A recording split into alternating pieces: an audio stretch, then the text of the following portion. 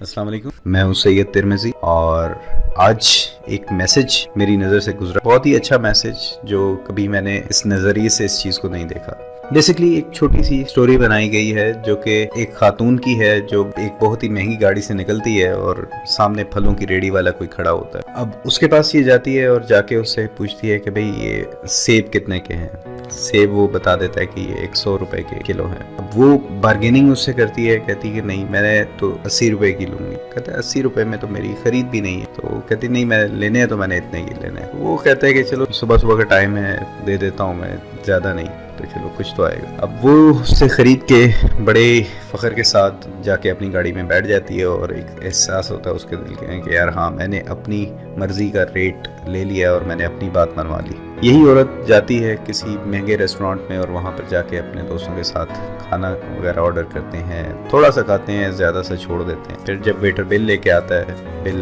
भी 1500-2000 रुपये का बनता है, वहाँ पे 100, 150, 200 रुपये टिप भी दे देते हैं। अब ये दो रवैये हैं जो कि हर कोई फॉलो करता है। मैंने जब पढ़ा तो मुझे लगा कि ये मेरे बारे में बात हो रही है कि हम जब कोई गरीबों के साथ डील करते हैं वहाँ पर हमारी जेनरोसिटी बहुत कम होती है। वहाँ पर हम इसी कोशिश में होते हैं कि इससे किस तरह से हम अपना फ़ायदा निकलवा लें।